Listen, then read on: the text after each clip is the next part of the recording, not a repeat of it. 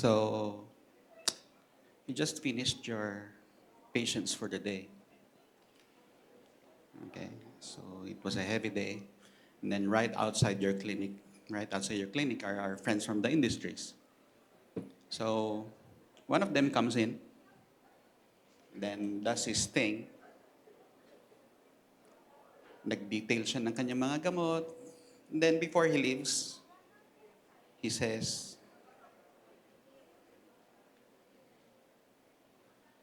Doc, malapit na ang convention. May hotel ka na ba?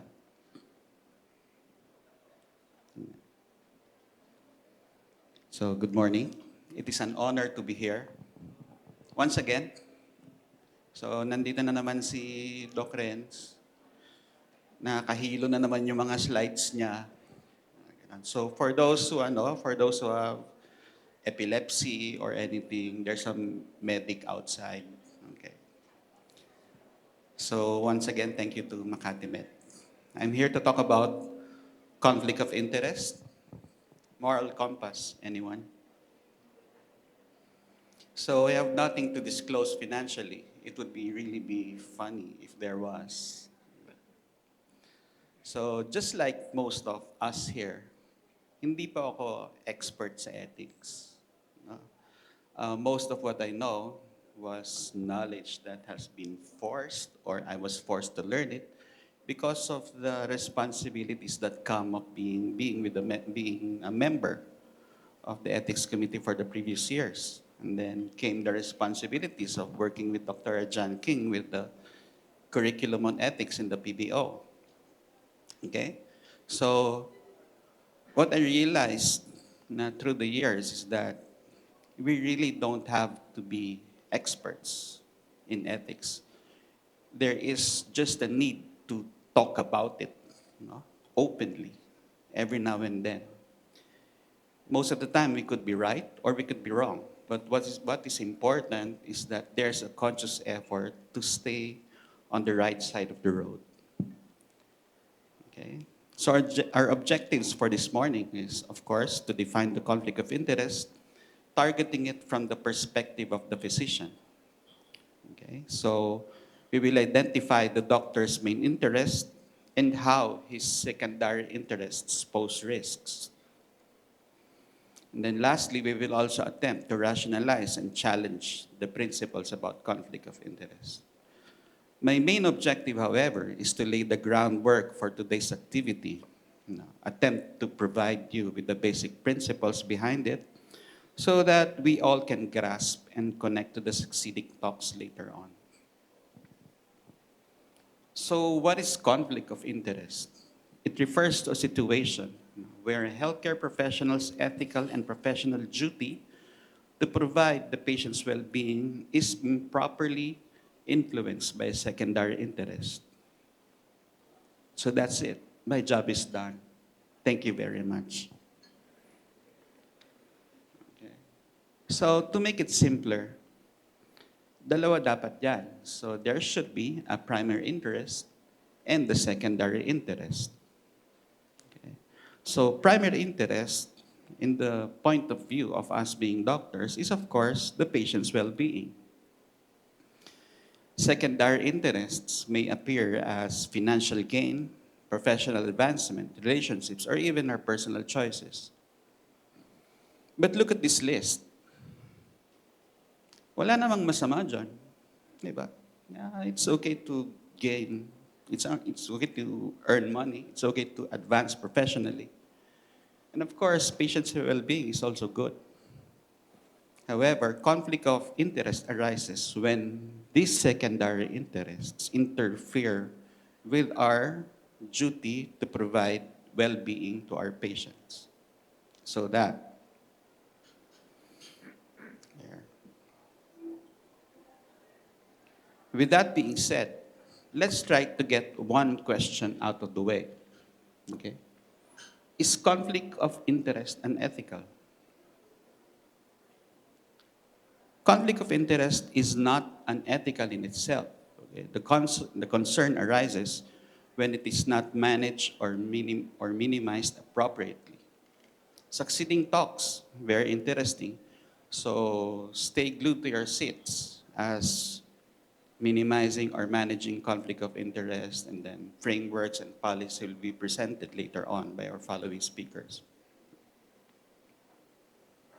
Now let's dissect these two integers of conflict of interest. Let's start with the physician's primary interest, which is, as I said earlier, was the patient's well-being. But who said so? Diba? Lulunukin na lang ba natin to? Ang primary interest ng doktor, patient's well-being. Sabi nila eh. Diba? But, let's try to ask why. Saan ba galing to? Why can't it be my family? Why can't it be about earning? Why is it about putting up my own ASC? The following slides will give us the reasons and justifications why the patient's well-being is the doctor's primary interest. First, there's the Hippocratic Oath and other similar proclamations. While modern versions have evolved, the fundamental principle remains constant. It states the physician's commitment to the patient's welfare. There are modern oaths, such as the Declaration of Geneva. It reaffirms this by stating that the health of my patient will be my first consideration. This directly established the patient's well-being as our primary objective. And then, medical ethics provides framework for decision-making with principles that prioritize the patient. There is beneficence, the duty to do good and to act in the best interest of the patient. This is the cornerstone of the medical practice, obligating physicians to promote health and well-being of those under their care. And then there's non-maleficence, the duty to do no harm. This principle is a direct extension of beneficence and is often cited as the most fundamental ethical obligation. It requires the physician to avoid actions that would cause harm or injury to the patient. The doctor-patient relationship is a fiduciary one, meaning the doctor is legally and ethically bound to act in the patient's best interest, with the doctor providing and the patient at the receiving end. This legal concept puts the doctor in a position of higher responsibility. His obligations are higher than other professions. Why? Because the patient's welfare is at stake. His fiduciary duty requires him to act in the patient's best interest, avoiding conflicts that prioritize their own. Patients are inherently vulnerable.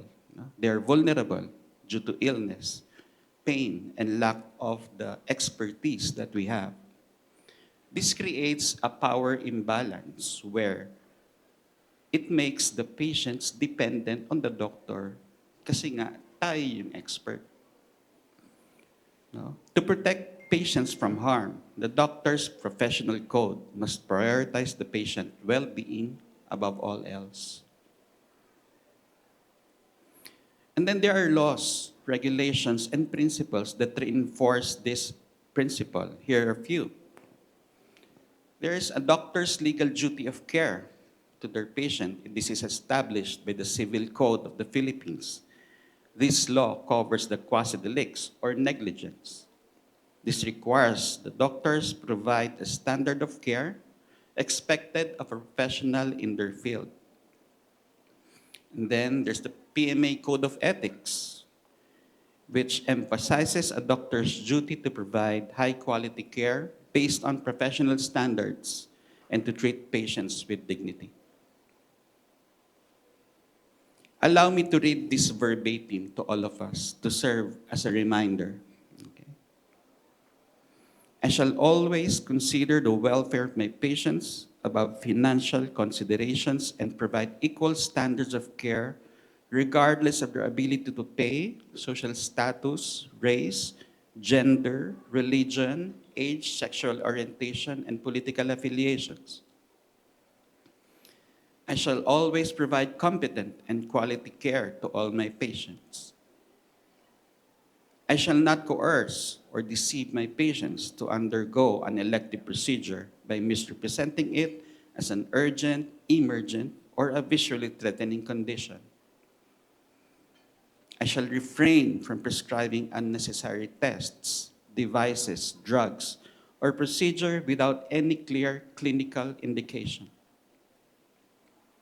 I shall not use devices and drugs beyond their approved indication at all times, unless I provide full disclosure and secure an informed consent from the patient. This, ladies and gentlemen, is the solemn duty we voluntarily and willingly accepted the moment we chose to become members of the PAO. Ginusto natin yan. And then there's the trust between doctors and society.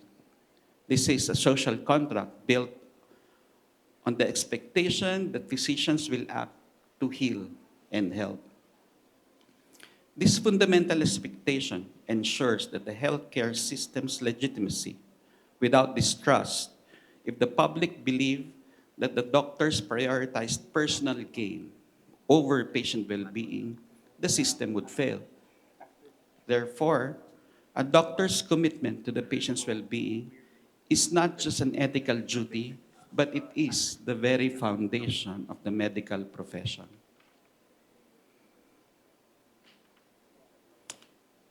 Patient's well-being is not just our primary intention, it is our undeniable mandate. Why? It is rooted in the very history of our profession. We are bound to it by our moral and ethical oaths. It is the essence of the doctor-patient relationship, enshrined in the very laws of man, and has become the foundation of society's trust in us. Therefore, the patient's well-being is the undisputed, non-negotiable, irrefutable primary interest of our role as doctors. The very reason why our profession is described as noble.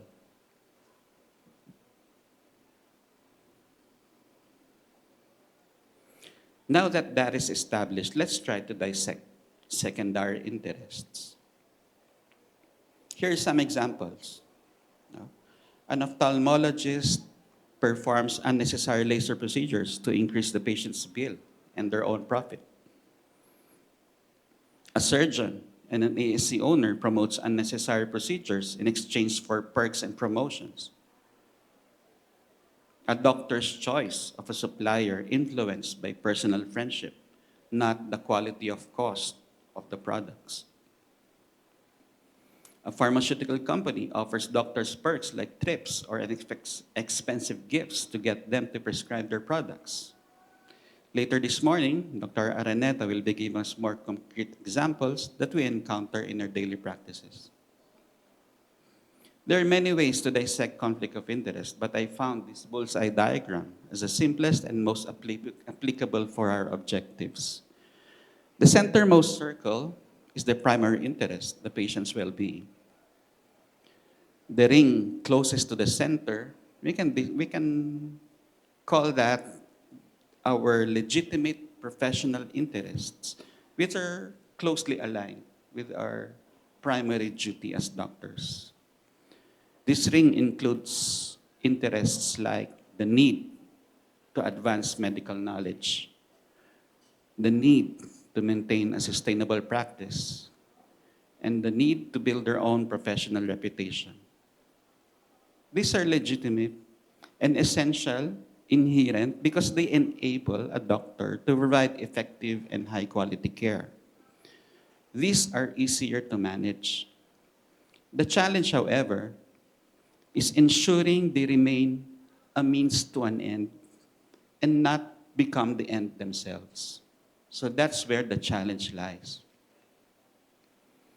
And then there are potentially conflicting interests. The outermost ring, it is represented. These are the farthest to a doctor's core mission and pose a significant risk if they are allowed to become a central focus. Examples include pursuing significant personal financial gain through investments or industry payments, allowing excessive professional ambition to compromise patient safety, or letting close personal relationships interfere with objective medical judgment. Now, let's try to challenge and rationalize this principle again. What if we make these secondary interests our primary interests? Pwede kaya yun? So, focusing on personal financial gain, this can expose patients to significant harm. They can face higher costs for services they don't need and see the trust in their physician erode when they feel financially exploited. This also leads to a misallocation of resources as unwarranted procedures and field health claims misuse public funds, negatively impacting the entire healthcare system. When professional interests are prioritized, patients may receive suboptimal care as decisions are based on a physician's gain rather than the patient's best interest. Patients can be used as a means to an end for research or to meet quotas without their full unbiased consent. Ultimately, a doctor's desire for prestige or career advancement can directly compete with their fundamental duty.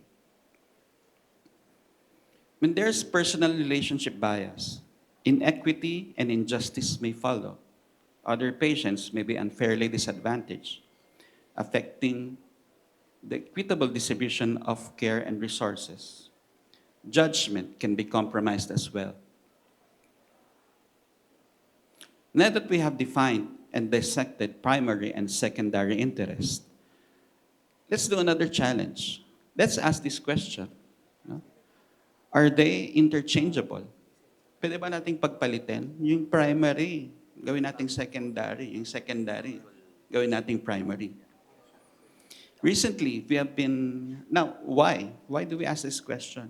I heard this, we were talking about this one with Dr. Santos about a few weeks ago, where he heard some insights and excerpts from some young learners, some young ophthalmologists, who have been hearing insights and people thinking out loud about the right to earn for a living, right to commerce, or other personal needs, which from a personal point of view, are very qualified questions naman. Diba? We are human. We also have needs. However, this question, I think, is a question that urgently needs to be addressed. We have enumerated potential risks that may be posed by secondary interest. These risks unquestionably puts the patients at risk, obviously goes against the principle of upholding the patient's well-being. Now, let's couple this with the formidable reasons why the patient's well-being is our undeniable primary interest. It is as clear as day. My friends, ladies and gentlemen, the answer to that question is a big fat no. The primary and secondary interests cannot be interchangeable. It never was and never will be because we chose to become doctors. Becoming rich, famous, or powerful cannot be our primary interest. Ang center po natin is our patient. So let's not be confused. If we pursue na kung ipipilit natin na ang primary interest natin kailangan kong pera, kailangan kong paaralin yung anak ko, mga ganon. Then, tinatalikuran natin yung primary role natin ng pagiging doktor. So, to summarize, it takes two to tango. A misaligned interest may interfere with the doctor's duty. Our primary interest is, without a doubt, patient welfare. It cannot be interchanged with secondary interests. There are legitimate professional conflicts which are easier to manage, and there are potentially conflicting interests which need discernment and acknowledgement. Conflict of interest is not inherently unethical. However, it has to be managed or minimized. Just to leave something out there for us to ponder on. Ali Levine once said, just because it is legal doesn't necessarily mean it is ethical.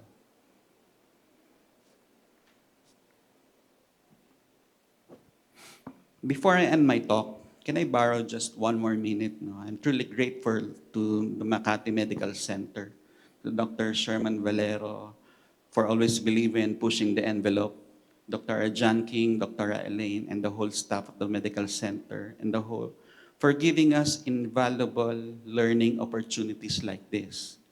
Sabi nga ni Dr. Sherman, it is challenging, unconventional, but I think it is something that we need to the very core.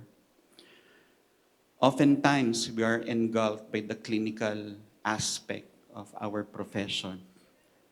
We forget that our existence, our doctors, is a moral obligation. It is more than the professional side, and at least the commercial part of it. So that when the day ends, as we close our eyes, pag uwi natin, bago natin pikit yung mga mata natin, let's ask ourselves this question. How is my moral compass? So thank you very much for your attention.